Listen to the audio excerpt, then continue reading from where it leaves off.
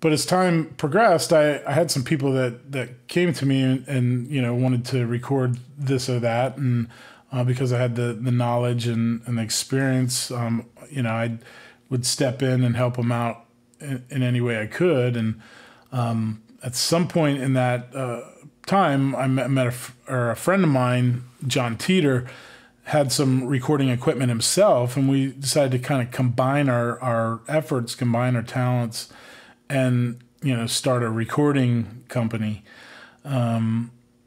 So we did that. I worked out of my house. I had a room in my house in Lancaster that was set up as kind of an editing room and a recording room, and I would record vocals and anything isolated in my bathroom. I had a bathroom with a really high ceiling, vaulted ceiling, and I got good sounds in there. So I'd use that and then mix in this room, in this bedroom. So I did that for a number of years, and one of the first projects that I worked on was Hiram Ring. Hiram approached me because our parents knew each other from Wycliffe. Hiram grew up in Ghana. I grew up in New Guinea. Our families used to hang out. We really enjoyed each other. And he started to do music and remembered that I worked in the music business, and we connected and talked about recording. And I said, hey, I'd love to record you. And, I had a passion to kind of help artists not fall into the same pitfalls that so many of my friends and people that I encountered in Nashville fell into, and kind of help guide them through, just with any help that I could, any experience that I had, realizing that I wasn't a professional or didn't know everything about the business, but just wanted to be a part of helping people. So that synced up with what Hiram was interested in, and he was willing to humor me and listen to what I had to say and listen to me rant occasionally. And, he took all the foolishness and the wisdom together, and I had to sort them out. And we started a project. I got a band together for him. Cliff Lewis played bass. John Hockery played drums. I played guitar for him, and we started recording this album.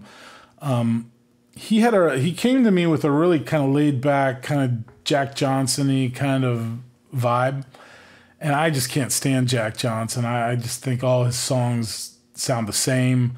You listen to one song and you're like, hey, this is kind of mellow, the guy's cool. And then you listen to everything and all of them sound the same, and it eventually gets old really quick. So I kind of took that, and I kind of was feeling more like a kind of a Van Morrissey kind of feeling to Hiram. I really liked his songs, and really liked where he was coming from, and just the uniqueness and the reality, the organicness of it. He definitely wasn't a guy that you wanted to overproduce. Which was definitely where I was at. At that time, I was listening to a lot of Ray LaMontagne, so I was hearing some of those elements, and then definitely Van Morrison, and a couple other things. So we recorded a demo called Go From Here, a 4-song demo. It was a lot of fun. It turned out, considering the real world experience that I had recording, I had a ton of experience in live sound, but actually recording and mixing, not as much. I think it turned out well. There's always things that can be improved on it, and we could have taken it further, but so that was that aspect. Now that basically jumped into Forgotten Genre Productions. Now I'll back up a few steps. As far as the name, I can't say that, the name, there wasn't any, light bulb moment that this has got to be what I'm into. I think it was pretty much one night when I was labeling a folder or like, you know, making a label head or an invoice for something I was doing. And I said, I should have a name. And I was thinking about Forgotten Genre Productions because I was thinking of, you know, there's an element of music that I missed. Things seem so formulated and so you know, computer generated. You know, the you know, computer recording was obviously growing by leaps and bounds at this time. So a lot of people were using auto tuning and some of these other elements, and then music itself. You know, you couldn't just turn on the radio and, you know, listen and sing along. I mean, the songs on the radio were just, I mean, it was a wasteland. You know, Britney Spears and you know, all these other you know, stuff was happening at that time. Urban hip hop, and that was really getting growing. And so much of it I just did not resonate with. I found myself going backwards and listening to, you know, music from the 70s and the 80s. Now, that doesn't mean there wasn't any good music being made, because there was a ton of great music being made at that time, but you really had to dig for it. You couldn't just find it on the you know, on the radio like you could when I was growing up. So I started to think, you know, there's this like forgotten genre of music of where people just created music because they had to, you know. You know, I was reflecting back to old blues and country, and you know, back in the day where music was therapy. You know, you had a tough life and nobody was getting rich, nobody was getting paid. They just had to sing, you know. They were depressed, they were sad, and singing brought them comfort. I was thinking a lot about, you know, David, when David played before Saul, and brought Saul comfort, you know, when Saul was going through, you know, times of depression and that, and how significant that was. So, you know, I started to think, well, what if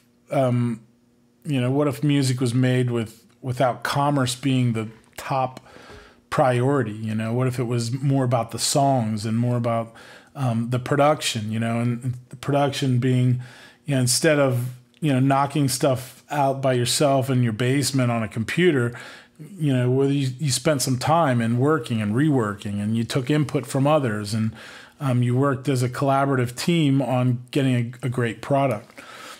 And to me, there seemed like a lot of strength in that, and the possibilities of that, and going back to, you know, the way things have been appealed to me as opposed to being new and hip and cool, and we've got the coolest, newest technology. But realizing with a certain humility that, you know, hey, if you don't have an unlimited budget, you know, you can use the tools, you know, the digital tools that allow you to do stuff, you know, within a tighter budget. And that's basically what I was doing. I was working with computer stuff myself, but I was really trying to see if I could get an organic, real sound with digital, instead of just taking kind of the quick route and just throwing a plug-in on and being done with it, and really considering the source. And I really thought that you could do that with the technology, and figuring that out was really part of the game. So so that was really the, you know, the the basis behind Forgotten Genre Productions. It's certainly not a perfect name. It's something that came to me. It stuck. I kept it. You know, a lot of people can't spell it. A lot of people can't pronounce it. You know, a lot of people don't know what it is. And then other people are like, oh, that's very intriguing. I'd love to hear the story of that. And that's a quick background.